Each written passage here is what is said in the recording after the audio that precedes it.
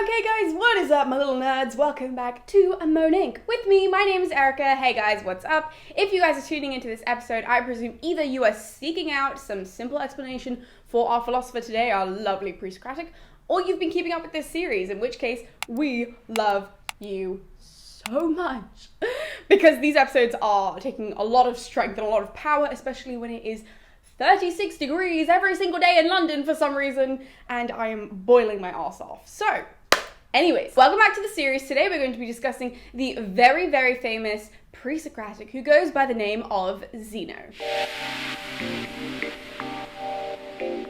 Right, so Xeno was born around 490, 485-ish BC, and he died probably somewhere around 430. Now, I say this with every single episode, and I will say it again, that those dates are always kind of subject to change. If you kind of hit maybe 5 years on either side, 5-10 years, you'll get it right if you just say it kind of like off the top of your head. So definitely take the dates, especially of the pre-Socratics, with a grain of salt. Definitely. Now, Xeno was from this place called Elea. It's here on a map, just so that you guys can see. We love to do a little bit of maps because I find that it makes it a lot easier for you guys to place them. But that is where he's from, and he was a pupil of Xenophanes and Parmenides. So if you missed those episodes, we did discuss them 2 weeks ago here on the channel. Our Friday and our Sunday episode, I think, of that week were Xenophanes and Parmenides. So to get into more detail of what they taught and of what they studied and what they said, you should definitely watch those episodes because we will not be getting into that today. Xeno, though, is super famous for his paradoxes, and he's super famous for his argument against plurality. Now, I know that sounds like a mouthful already, but much like with all these episodes, we're just going to be giving you the basic breakdown and explanation of his arguments. And for Xeno, just his two main arguments, his two main sort of very famous premises that are put forward, we'll be discussing those. So Xeno claims that with plurality, there are just too many inconsistencies, and he puts forward three main sort of initial statements which say this. So the first of these three statements is that anything has magnitude, anything in regards to like this cup, right? Anything, this cup has magnitude. Now, point two suggests that because this thing has magnitude, therefore you can't take things away and you can't add from it magnitude-wise. You can't decide, well, I'm going to take the hand off of it, all right? So if I remove this handle, it doesn't change the magnitude of the cup, okay? So the magnitude stays the same because it's a thing. So because of that, it must be infinitely divisible because you can't take away magnitude. So you can't say, well, this thing has magnitude, I'm going to take away this and I'm going to take away that. Well, no, because it still has, according to plurality, okay, it still has the magnitude that it started with. So it must be infinitely divisible then. And that's what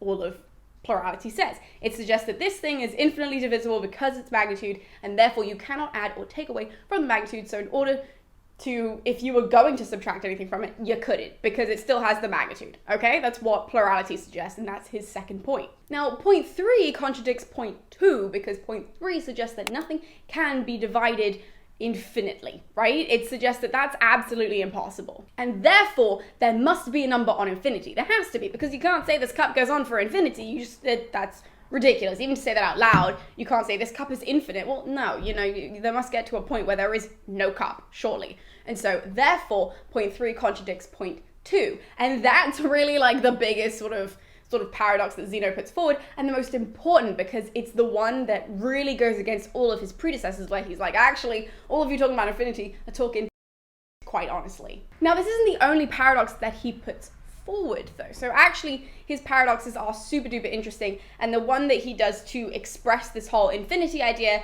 and this argument against plurality is the example of Achilles and the tortoise. So this is super duper famous, right? So if Achilles and a tortoise were going to race, right? Now I'm literally putting this question to you. If they were going to race, who would you put your money on? Achilles or a tortoise? Hopefully you will say Achilles, because that would make the most logical sense, right? Now, Xeno says that in order for this to work, in order for it to express plurality and the issues with plurality, is that we have to put forward the idea that the tortoise must be given a head start in this race, because otherwise it's unfair. So the tortoise is given a head start, right? So he's given a head start. Let's say that he's given like a 3-meter head start, and Achilles has to wait for this tortoise to run. Now, when Achilles starts running, Achilles first must cross the distance that the tortoise has just crossed, which is 3 meters, 5 meters, whatever it happens to be. So Achilles, first of all, has to cross this distance. Now, according to plurality, according to this idea of infinity, that gives the tortoise I don't know, however many more distance ahead of Achilles. So Achilles has to cross 3 meters, and then the tortoise has already moved 1.5 whilst Achilles is doing that.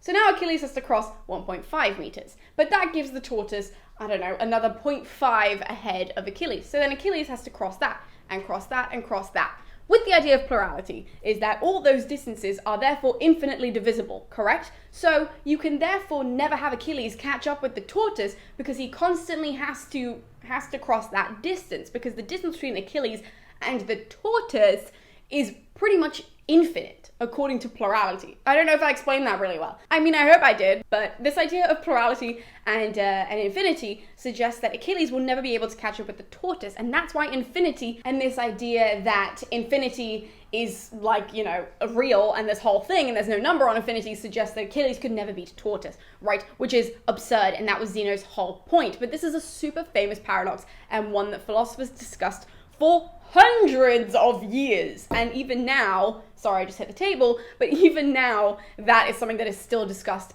in philosophy. And yes, okay, obviously we can get into the analysis and say why, you know, it's a good point, why it's a bad point. There's lots of analysis on Xeno, obviously. So if you want to know more of that, then just holler at me in the comments and I'll do another video following up on the analysis of Xeno. But that's really the most important thing about him, because by putting forward this idea of like the issues with infinity even, that Xeno is discussing explicitly the issue of continuum. And so for him to be doing that ages ago is just mind-blowing. Like, what? In like the 5th century, he's like, by the way, this is the issue with continuum and infinity. I was like, what the f-? And when I first heard that, to be fair, it did take me a while to get around the Achilles and the tortoise idea, because I just didn't get it. I was like, well, obviously Achilles is going to run ahead of the tortoise. But it's this idea of the distance being indivisible and being completely infinite that is the issue, that it would mean, if plurality existed, that therefore Achilles could never beat a tortoise. So yeah, if I hope I explained that really, really well.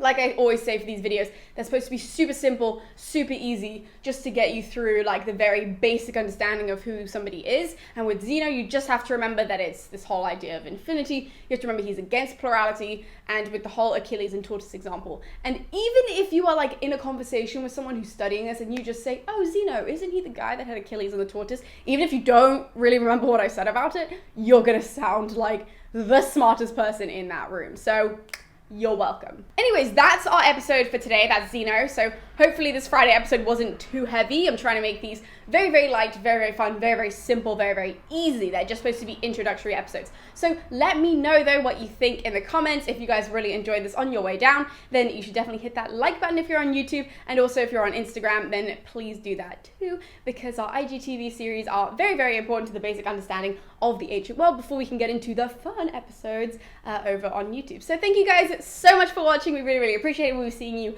tomorrow with Pythagoras, I think. If not, we'll just be seeing you tomorrow. So cheers guys, see you then.